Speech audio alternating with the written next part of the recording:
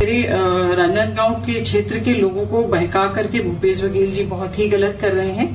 उनको ये नहीं करना चाहिए। मेरी सबसे विनती है, मेरे क्षेत्रवासियों से विनती है कि इस बात को ध्यान में रखते हुए ऐसी महिला जो कि एक बार तलाक करके पैसे लेकर के सबको छोड़ करके जा चुकी और फिर आके उसने महल में पत्थर बरसवा करके भूपेश बघेल जी के साथ कांग्रेस पार्टी के सह पे उन्होंने मेरे ऊपर जानलेवा हमला कराया, मेरे घर को बंद करा दिया।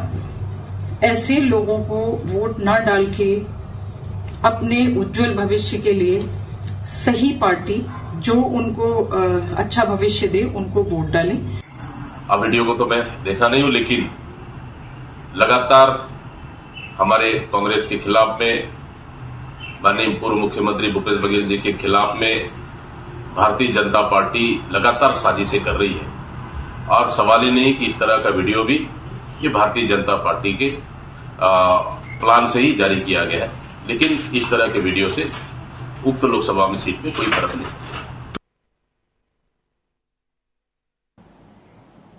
नमस्कार, मैं हूं मोहन तिवारी। आज के मुद्दे में आपका स्वागत है और आज का मुद्दा हमारा आधारित है एक दिलचस्प चुनाव में जिस पर सबकी नजर है। अब उसमें जुड़ गया है नया विवाद। जी हां, हम बात कर रहे हैं राजनांदगांव लोकसभा सीट की, जहां पर प्रतिष्ठा दांव में लगी है पूर्व मुख्यमंत्री भूपेश बघेल की। लेकिन वो अब उलझे हुए नजर आ रहे हैं दो रानियों की लड़ाई में।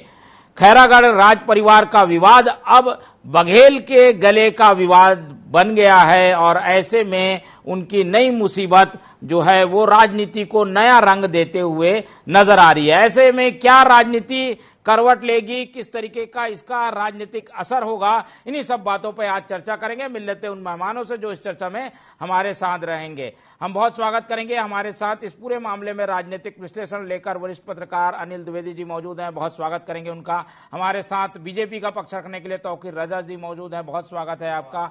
और कांग्रेस का पक्ष रखने के लिए जावेद खान जी हमारे साथ भिलाई से जुड़ रहे हैं, बहुत स्वागत करेंगे आपका।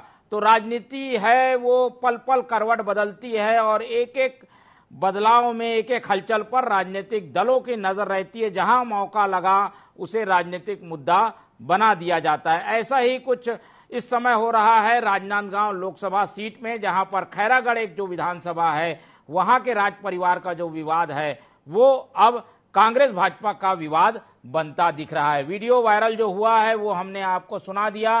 कांग्रेस ने क्या कुछ कहा वो भी हमने सुना दिया। बीजेपी के द्वारा इसे तूल दिया जा रहा है, ये कहा जा रहा है, लेकिन इसका फायदा नुकसान भी आंका जा रहा है। पहले एक राजनीतिक विश्लेषण ही समझ लेते हैं कि इसके राजनीतिक मायने क्या हैं।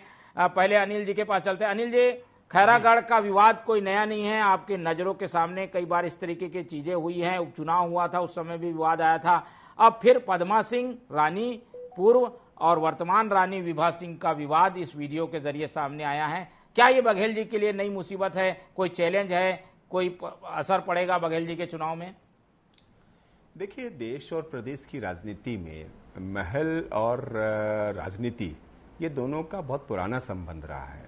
आप देखिए कि कांग्रेस से तो डोंगरगढ़ की महारानी विधायक रही, फिर राजा शिवेंद्र बहादुर सिंह वो भी विधायक रहे, कांग्रेस से मंत्री भी रहे। वो हमने राजा दिलीप सिंह जूदेव को देखा है जो बीजेपी में रहे। फिर अभी टीएस सिंहदेव का तो पूरा अभी दबदबा ही चल रहा है एक तरह से महाराजा के नाते राजनीति में। तो छत्तीसगढ़ की राजनीति में जो राज परिवार है उनका दबदबा रहा है। अभी ताजा विवाद जो है वो खैरागढ़ को लेकर के है। हालांकि इसका 70% विवाद, 80% विवाद तो पारिवारिक है और राज संपत्ति से जुड़ा हुआ विवाद है कि देवव्रत सिंह नहीं रहे, बहुत अच्छे राजनेता थे, विधायक थे, हमारे अच्छे मित्र भी थे और उनके नेचर और व्यवहार को लेकर के पूरे प्रदेश की जनता और पूरी कांग्रेस बीजेपी में भी उनके मुरीद थे, उनके नेचर। देवव्रत सिंह का नहीं रहने के बाद जिस तरह से विवाद उठा है खैरागढ़ में, ये उनका अंदरूनी मामला है कि संपत्ति का बंटवारा कैसे हो या वो एक अलग मैटर है। लेकिन इस पर जो मोड़ आया है, जो निर्णायक मोड़ आया है, जो एक विवाद के केंद्र में जो बात आई है वो कल से आ रही है कि जो पूर्व मुख्यमंत्री भूपेश बघेल है उनके साथ राज रानी जो दावा कर रही हैं वो उनके साथ घूम रही हैं। पद्मा देवी का हमने देखा था कि वो भूपेश बघेल के साथ थी और अब आज विभा सिंह का बयान सामने आया है। तो इसके बाद ऐसा लग रहा है कि अब ये जो विवाद है, इस संपत्ति का जो विवाद है, ये कहीं न कहीं अब राजनीतिक भुनाने के तौर पर लिया जा रहा है। पूर्व मुख्यमंत्री भूपेश बघेल उनको लेकर साथ घूम रहे हैं। या तो हो सकता है कांग्रेस प्रवेश कराया जा सकता है, बीजेपी प्रवेश कराया जा सकता है, क्योंकि दो ध्रुव हैं, विभा सिंह है और पद्मा सिंह है, और दोनों के अपने अपने खेमे हैं। कोई भाजपा में आना चाहता है, कोई कांग्रेस में आना चाहता है, लेकिन इसकी तस्वीर साफ होने में अभी समय लगेगा। फिलहाल मैं इतना ही कह सकता हूं कि खेरागढ़ चूंकि राजनांदगांव में है और राजनांदगांव में लोकसभा लड़ रहे हैं भूपेश बघेल, तो मुझे लग रहा है कि वो पद्मावती को साथ रख करके खेरागढ़ की जो जनता है उसका विश्वास जीतना चाहते हैं, एक वोट थोड़ा हासिल करना चाहते हैं ताकि उनको चुनाव जीतने में आसानी हो सके। बिल्कुल, तो इस तरीके का विवाद है और मजबूत कौन है, किसकी स्वीकार्यता है, उसको राजनीतिक दल अपने साथ रखना चाहते हैं। और इसमें पद्मा सिंह बाजी मारते दिख रही है, क्योंकि कांग्रेस से एक बार वो उपचुनाव भी वहां लड़ चुकी है, और इसीलिए बघेल जी उनको जब प्रचार में लेके जा रहे हैं तो विभा सिंह को आपत्ति है। बीजेपी इसमें क्यों अपना फायदा देख रही है, रुख कर लेते हैं बीजेपी की ओर। और हमारे साथ तौकीर जी हैं। तौकीर जी, ये चुनाव तो मुद्दों का था, ये चुनाव तो मोदी जी का था, फिर ये कहां आप लोग उलझ गए? खैरागढ़ में कौन किसको क्या बोल रहा है, कौन राज परिवार किसके साथ है, इसमें भी फायदा नुकसान आप लोग देख रहे हैं? तौकीर जी, देखिए, ऐसा है कि जब हिजा थी तो खून हमने दिया। अभी इनके ऊपर शेर मैं यही पढ़ना चाहूंगा, जब हिजा थी तो खून हमने दिया, जब बाहर आई तो पूछते हो तुम्हारा क्या काम है। वही स्थिति आज ये जो है कांग्रेस में इनकी हो गई है। और आपने देखा कि दोनों मामला पारिवारिक होने के बावजूद लेकिन सार्वजनिक हो चुका है, इसलिए सार्वजनिक रूप से बोलना चाहिए।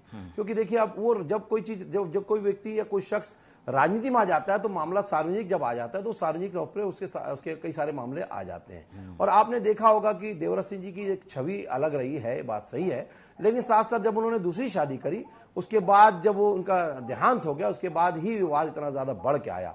लेकिन उसका फायदा कांग्रेस जिस प्रकार से सोच रही थी कि उसको मिलेगा, मेरे को तो नहीं लगता कि उसको फायदा होगा। लेकिन कहीं ना कहीं कांग्रेस को इसमें बहुत बड़ा नुकसान नजर आ रहा है। हमको तो खैर ऐसा है कि हमको इससे कोई सरोकार नहीं है, कांग्रेस भाजपा वाला मामला नहीं है। हम तो ऐसा है कि हम जो कार्य कर रहे हैं, हमने जो विकास की गंगा बहाई है, मोदी जी की गारंटी के रूप में माननीय विष्णुदेव साई जी ने इन 4 महीनों में जो कार्य किया है, ये अपने आप में उपलब्धि है। और विकास की जो बात करते हैं हम उस पर कार्य कर रहे हैं। माननीय मोदी जी ने भी जो नारा दिया है, विकास की गंगा बहाने की बात की है, और सबसे बड़े 0 टॉलरेंस की पॉलिसी पर हमने जो काम किया है उसका जनता हमको सर आंखों पर उठा रही है। और संतोष पांडे जी तो वहां के निर्वाचित लोकसभा के अभी प्रत्याशी भी है वर्तमान में। तो आप ये सांसद हैं तो आप अंदाज लगाइए कि आज वो क्या स्थिति है। इनसे उन्हीं को नुकसान रहा, हमारे कोई फर्क नहीं पड़ता। हमारे वोट बैंक तो बने हुए हैं और हमने तो वहां पर अभी और बहुमत से, ये बता दूं आपको, संतोष पांडे जी जो पिछला चुनाव जीते थे उससे भी ज्यादा रिकॉर्ड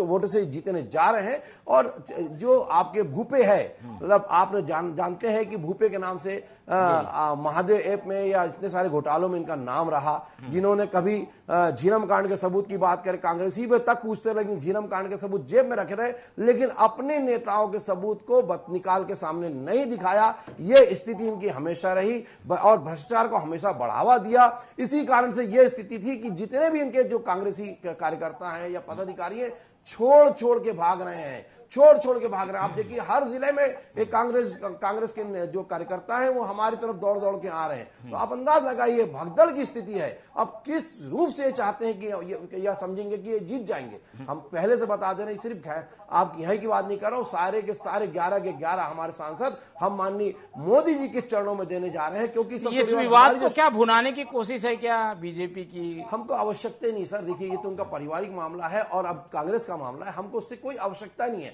हम तो बता रहे हैं कि हम ऐसे ही जीतने जा रहे हैं। यह भुनाने की हो सकता है कोशिश कर रहे हो, कहीं से प्रचार मिल जाए। भूपेश जी का हमेशा पैतरा रहा है कि किसी भी रूप से वो अपने आप को हाईलाइट करने की कोशिश करते हैं, लेकिन अभी उनका समय ऐसा चल रहा है कि चारों खाने हर जगह चित हो रहे हैं। तो ये अभी समय बताएगा, आप देखिएगा। हम 11 की 11 लोकसभा सीट जीतने जा रहे हैं और हमारी शुरुआत हो चुकी है मां दंतेश्वरी की पावन भूमि से, और उसकी शुरुआत जब हो चुकी है तो अब आगे 10 सीटें भी हम बाकायदा जीत के दिखाएंगे। ठीक है, चलिए, ये बीजेपी के मंसूबे हैं, लेकिन अपने आप को दूर रखते हुए उसकी नजर भी बनी हुई है इस पूरे विवाद पे। जावेद जी, मुद्दों की लड़ाई, लेकिन अब राज परिवार के विवाद में कांग्रेस उलझ गई है। वीडियो जारी कर दिया गया है कि पद्मा सिंह के साथ घूमने वाले जो लोग हैं वो उन्हें वोट ना करिए, विभा सिंह की ये अपील, कैसे देखते हैं इस पूरी राजनीति को कांग्रेस के नजरिए से?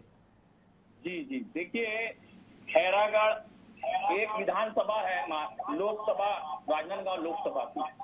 तो अब ये राजनांदगांव लोकसभा की एक विधानसभा जो है खैरागढ़, इसमें जैसे कि अभी बताया तौकीर भाई ने कि भूपेश बघेल जी के पास, अरे भूपेश बघेल जी ने तो खैरागढ़ को जिला भी बनाया जी, है ना। और जैसा हमारे अनिल भाई पत्रकार साथी अनिल जी ने बताया है कि विभाग आवाज की जी पहले से कांग्रेस के साथ रही है। अब चुनाव ऐसा होता है कि अब जो प्रचार करने साथ देते है ना, जो प्रचार में साथ आए सब ठीक है। मैं जावेद जी आपके पास आएंगे, थोड़ी साउंड की दिक्कत आ रही है, आपसे जुड़ते हैं फिर से, जब तक हम अनिल जी से समझने की कोशिश करते हैं, आपसे जुड़ने की कोशिश करेंगे।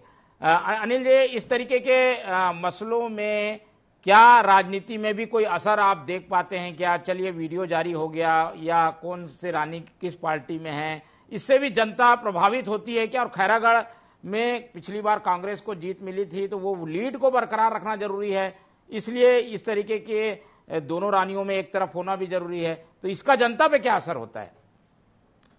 देखिए मोहन जी, राजनीति में जो राज परिवारों का दखल है वो तब ज्यादा राजनीतिक दलों को फायदा पहुंचाता है जब उनकी सक्रियता बहुत ज्यादा हो, जनता के बीच लोकप्रिय हो। राजा देवव्रत सिंह वो चुनाव लड़े और वो विधायक भी बने, मेरे ख्याल से सांसद भी रहे वो। और इसलिए रहे क्योंकि वो जनता के बीच जुड़े हुए थे, वो डेवलपमेंट करवाते थे, जनता के बीच आवाज सुनते थे, उनकी मदद करते थे, इसलिए उनकी स्वीकारता थी। इसलिए राजनीतिक दल कांग्रेस उनको टिकटें देती थी और वो जीत करके आते थे। उनका अपना वजूद भी था, प्रदेश कांग्रेस संगठन में भी उनका हस्तक्षेप था। लेकिन अब जो दोनों रानियां हैं जिनकी जो लड़ाई है ये अननोन है जनता के लिए। जनता के बीच कभी जा करके उनके बीच बैठना, दुख सुख की बातें करना, ऐसा तो हुआ नहीं होगा। ये जो विवाद चल रहा है ये तो एक पारिवारिक विवाद सामने आया था, चाहे वो देवव्रत सिंह के साथ हो, चाहे वो पूर्व रानी के साथ हो। संपत्ति का जो विवाद है वो कहीं ना कहीं अब धीरे से कोर्ट में चला जाएगा। लेकिन और वहां पर मैंने सुना है कि राज परिवार का खैरागढ़ के जो रियासत है वहां भी ताला भी लगा दिया गया, वहां की जो स्थानीय नगर पालिका उसने फैसला किया है। तो विवाद अभी संपत्ति को लेकर के सीमित है। मैं एक बात कहना चाहूंगा कि अगर जो पूर्व पहली रानी है, क्या नाम बताया उनका, पद्मा सिंह, हाँ, वो यदि पूर्व भूपेश बघेल जी के साथ घूम रही तो विभा सिंह को क्या तकलीफ है? तकलीफ तो उनको तब होनी थी जब पद्मा जी जो है वो बीजेपी के साथ घूमती, क्योंकि बीजेपी आज सत्ता में है, कहीं ना कहीं उसके फैसले जो है राज परिवार की संपत्ति बंटवारे को प्रभावित कर सकते थे, प्रशासन बीजेपी के कहने पे काम कर सकता था। तो जो बदलाव आते, जो फैसले बदलते, वो कहीं ना कहीं सरकार के रहते बदलते हैं। कांग्रेस तो विपक्ष में है, पूर्व मुख्यमंत्री भूपेश बघेल भी अभी विपक्ष के ही नेता हैं एक तरह से। तो ऐसे में यदि पद्मावती कांग्रेस के साथ घूम रहे तो विभा सिंह को दिक्कत नहीं होनी चाहिए। विभा सिंह चाहे तो अपना पैतरा बन सकती है, वो बीजेपी की शरण में आ सकती है, वो जाने वाली है शायद, इसलिए नंबर बढ़ाने के लिए तो इस तरीके के विवाद को नहीं खड़ा कर रही, वो नंबर उनका बढ़ जाए बीजेपी के पास, जो भी उनका उद्देश्य हो सकता है। लेकिन एक जर्नलिस्ट के तौर पर और जो पूरे एक माहौल को हमने देखा है कि अगर उनको लगता है कि पहली रानी कांग्रेस खेमे में चली गई तो वो बीजेपी के खेमे में आ सकती हैं, बीजेपी उनको स्वीकार भी कर लेगी। अभी तो कांग्रेस बीजेपी में कांग्रेस प्रवेश कराया ही जा रहा है, हो रहे हैं, कांग्रेस नेता प्रवेश कर रहे हैं। तो इसलिए दोनों ही लोगों का विवाद कहीं ना कहीं मुझे लग रहा है कि अभी सिर्फ चुनावी फायदे के लिए यूज किया जा रहा है। बीजेपी इतना जरूर ध्यान नहीं देती, ज्यादा उसको इस बात से फर्क नहीं पड़ता है, लेकिन कांग्रेस को इसलिए फर्क है क्योंकि खैरागढ़ से जो है वो राजनांदगांव की लोकसभा सीट पर आता है, इसलिए इसका असर मुझे नहीं लगता। दोनों रानियों के चलते जनता अपना मत बदलेगी या उनके विवाद में खड़ी होकर के वो उसके आधार पर अपना कुछ फैसला दे सकती है, मुझे ऐसा लगता है। ठीक है, चलिए, जनता पे कुछ खास असर नहीं होगा ऐसा मानते हैं, लेकिन कांग्रेस क्या सोचती है? कांग्रेस तो ये बेवजह के विवाद में फंस गई है। जावेद जी, कैसे निकलेगी इस विवाद से? जनता को कब कब समझाएंगे, कैसे समझाएंगे कि हमको इस विवाद से मतलब नहीं है? ये घरेलू है, घरेलू विवाद है, शुद्ध घरेलू विवाद है। जैसे एक मोहल्ले में होता है, एक जगह होता है, ये राज परिवार का भी विवाद है। तो आप एक अंदाजा लगाइए कि अगर कोई आप मोहल्ले में भी घरेलू विवाद रहता है तो उसमें दो पक्ष पक्ष रहते हैं तो एक पक्ष हमेशा बोलता है कि ये उनका सपोर्ट कर रहा है और एक पक्ष बोलता है ये हमारा विरोध कर रहा है। तो यही समीकरण ऐसा बन जाता है, लेकिन ये कोई मुद्दा नहीं है। इसको अभी ध्यान भटकाने के लिए भारतीय जनता पार्टी इसको हाईलाइट करने की कोशिश कर रही है और कुछ नहीं है। खैरागढ़ एक विधानसभा है, लोकसभा में लोकसभा के राजनांदगांव के विभिन्न मुद्दे हैं। बीएनसी मिल, राजनांदगांव की बीएनसी मिल लोग भुला देना चाहते हैं, लेकिन हम नहीं भुलाएंगे उसको। क्यों? संतोष पांडे जी ने पिछले कार्यकाल में 5 साल वो सांसद रहे हैं, उनका सांसद का इतिहास है। 5 साल में उन्होंने क्या किया, कोरोना काल में उनकी क्या भूमिका थी। वो तो सांसद राजनांदगांव थे, लेकिन ये बस्तर एरिया में प्रभारी बनकर काम करते थे। राजनांदगांव की जनता यही बोलती है, वो तो कभी दिखे नहीं, वो तो कभी यहाँ आए नहीं। तो मेरा ये कहना है कि जो केंद्र से जुड़े हुए मुद्दे हैं, जो विकास केंद्र सरकार करा सकती थी, रेलवे स्टेशन की बात है। आज राजनांदगांव रेलवे स्टेशन की हालत देखिए। हालांकि संसदीय क्षेत्र है, कितने सालों से, कई साल से भारतीय जनता पार्टी 10 साल से भारतीय जनता पार्टी सरकार में है, लेकिन राजनांदगांव रेलवे स्टेशन का कोई विकास नहीं हो पाया। इसके अलावा ट्रेनों को लेके भी राजनांदगांव की कोई केंद्रित रेलवे के इसमें राजनांदगांव का कोई भूमिका नहीं है। और जहां तक बड़े उपक्रमों की बात है, कहाँ है राजनांदगांव में, बताइए ना, राजनांदगांव कहाँ है? आज राजनांदगांव की आप बात करते हैं तो ये ध्यान भटकाने के लिए इधर जा रहे हैं। और हमारे 8 विधानसभाओं में 5 विधायक आज कांग्रेस के हैं। तो ये बात भी भारतीय जनता पार्टी को कहीं ना कहीं चुभ रही है। और जातिगत जनगणना जो हमारे कांग्रेस के मैनिफेस्टो में है, उसका तो सही चित्रांत और रूपांत तो हमको यहाँ दिखता है, उसका असर भी हमको यहाँ चुनाव में देखने को मिलेगा। हम तो ये चाहते हैं कि विकास पे बात हो। आपने जैसे मोहन भैया पहले ही कहा कि आप तो मोदी जी पे बात कर रहे थे, कहाँ ये विवाद को इधर लेके जा रहे हैं। तो भैया वही बात करिए ना, उसी पे बात करिए। बात करना इलेक्ट्रल बॉन्ड पे बात करिए। इलेक्ट्रल बॉन्ड आज गांव के गरीब भी समझने लगे, धंधा दो धंधा दो। तो ये सब मुद्दे लोकसभा में रहना चाहिए। अब ये पारिवारिक विवाद अगर उठता है या उठाया जाता है या प्रोटेक्ट किया जाता है, इससे क्या फायदा होने वाला बताओ? खैरागढ़ को तो भूपेश बघेल जी ने जिला बनाया, तो उसका तो फायदा वहां उनको मिलेगा। और जो खामियां जो इनका एंटी इनकम्पेसी संतोष पांडे जी की रही है, उसका भी लाभ मिलने जा रहा है। इसलिए ये फजूल की बात है, इससे कोई छूना जाना नहीं। ठीक है तौकीर जी, पहली बात तो ये कि क्या अब विभा जी ने तो आप लोगों के पक्ष में संकेतिक अपील कर दी है, तो पहले उनको पार्टी में लेंगे क्या? और इस तरीके के विवाद को तूल देकर क्या बीजेपी कोई लाभ लेना चाहती है, राजनीतिक रूप से फायदा लेना चाहती है खैरागढ़ में?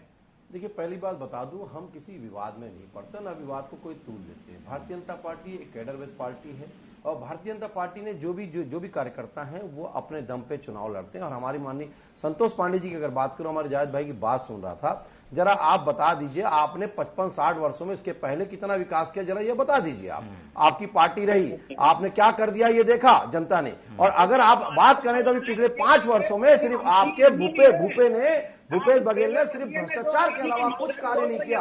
अरे साहब, किस मुंह से बात करते हो आप? जरा अपने मुंह में, अपने गिरबान में झांक के देखो।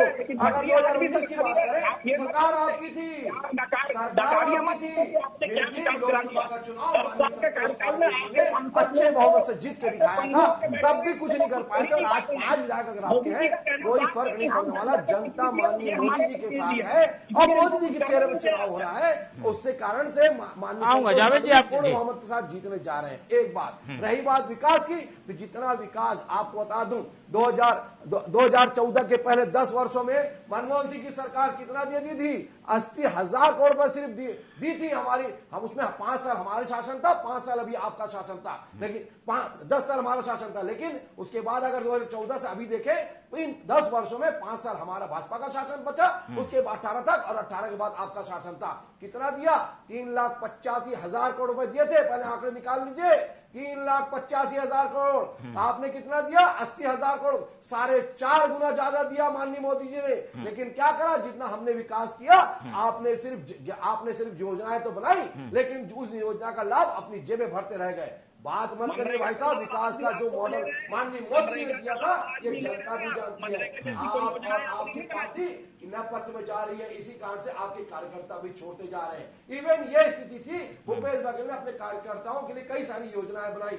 आपने देखा होगा राजीव गांधी मितान योजना, उसमें सिर्फ भ्रष्टाचार के अलावा कुछ नहीं हुआ। हमारी सरकार आई, हमने सबसे पहले बोला था जहां भी भ्रष्टाचार होगा हम उस पर कार्रवाई करेंगे और उस पर चोट मारेंगे और एक एक व्यक्ति को जेल के अंदर ठूसेंगे। अभी चिंता मत करिए, एक एक जो भ्रष्टाचार आप लोगों ने किया है सबको अंदर करेंगे, कोई नहीं बचने वाला। फिक्र मत करिए।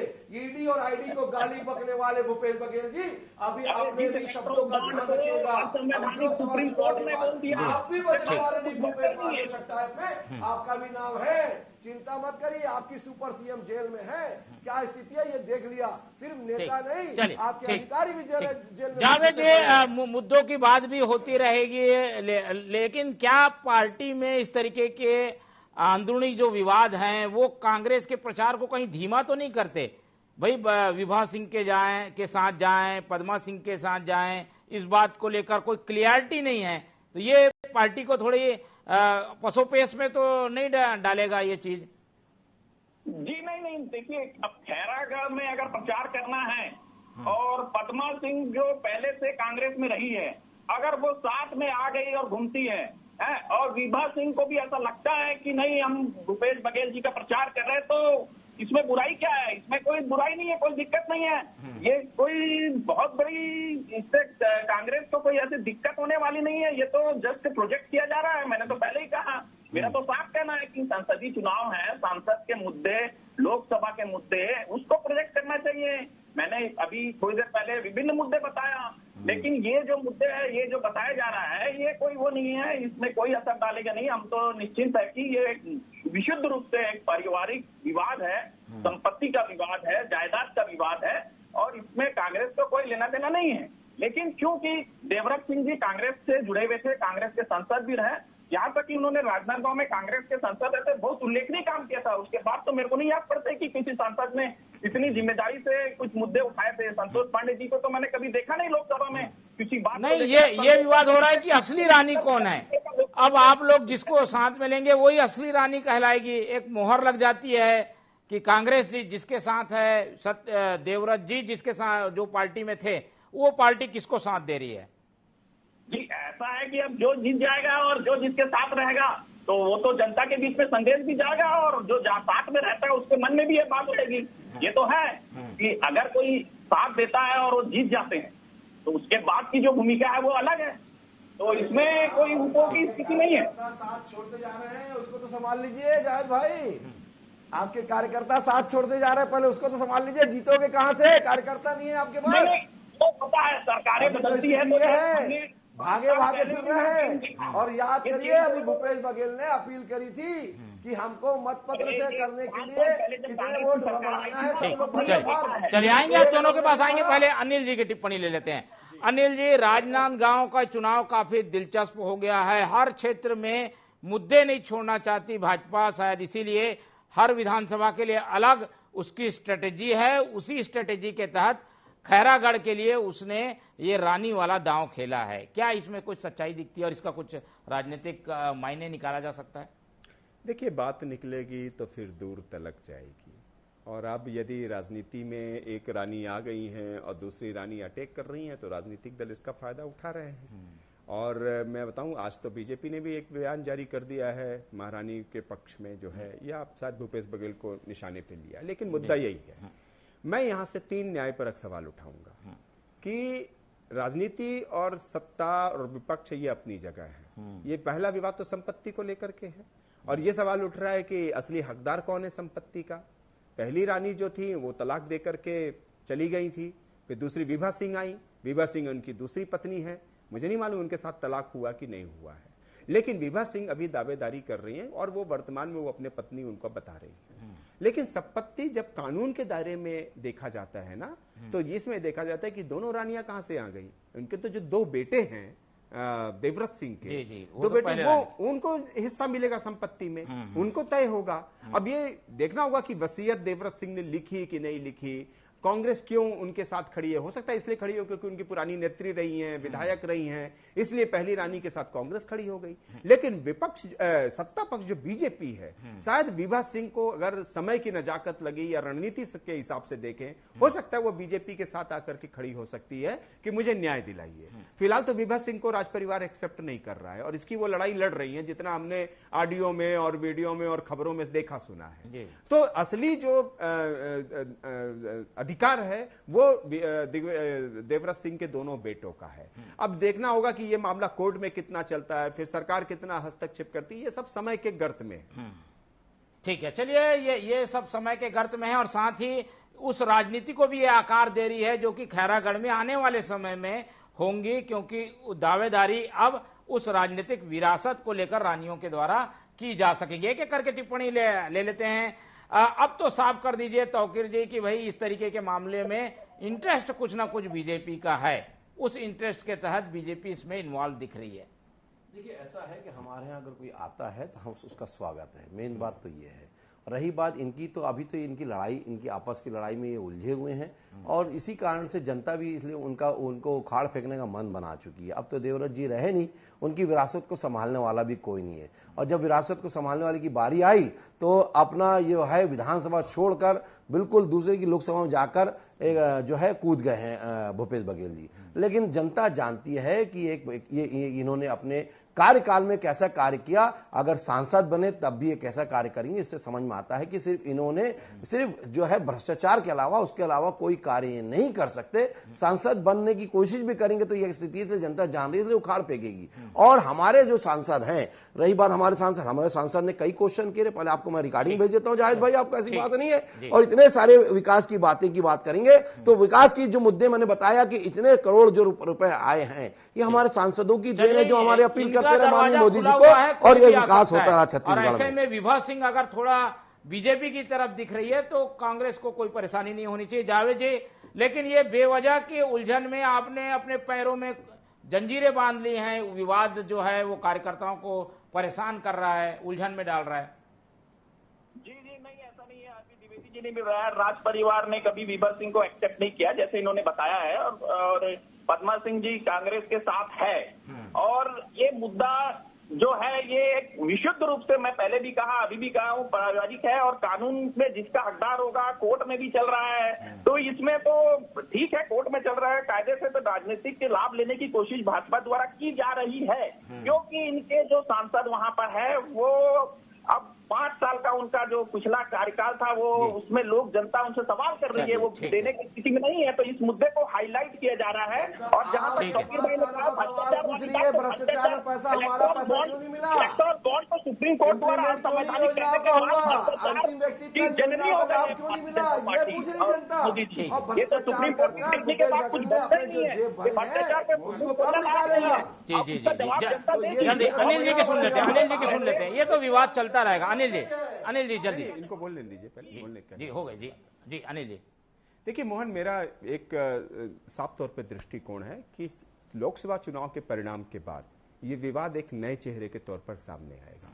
अगर भूपेश बघेल जीतते हैं तो पद्मा सिंह ज्यादा पावरफुल हो जाएंगे, बिल्कुल। और यदि संतोष पांडे जीतते हैं तो पद्मा सिंह के पास फिर कुछ नहीं बचेगा, फिर विभा सिंह की पावर बढ़ जाएगा, क्योंकि वो कहीं ना कहीं फिर बीजेपी में आने की कोशिश करेंगे या बीजेपी का समर्थन जुटाएंगे। तो बीजेपी यदि जीतती है तो विभा सिंह उसका फायदा उठाना चाहेंगी, और यदि भूपेश बघेल जीतते हैं, सांसद बनते हैं, तो फिर पद्मा सिंह का पलड़ा ज्यादा भारी हो जाएगा। और इन दोनों के बीच में एक साफ टिप्पणी है कि अभी भी पूरे तौर पर उनके दोनों बेटे हैं जो वारिस है दिग्विजय सिंह, देवव्रत सिंह के, अभी पूरी गेंद उन्हीं के पाले में है। वो देखना होगा कि वो बंटवारा चाहते हैं कि नहीं चाहते हैं। ठीक है, चलिए, ये दिलचस्प लड़ाई है और राज परिवारों की जो लड़ाई होती है वो लंबे सालों तक चलती है, तो ये चलती रहेगी। लेकिन राजनीति अपनी जगह है, अब राजनीतिक एंगल इसमें जरूर हमें देखने को मिल रहा है। फिलहाल समय कम है, इसलिए चर्चा यहीं खत्म करेंगे। इस पूरी चर्चा में हमारे साथ तौकीर जी जुड़े, उनका धन्यवाद। हमारे साथ अनिल द्विवेदी जी थे, उनका धन्यवाद। और जावेद भाई हमारे साथ जुड़े रहे,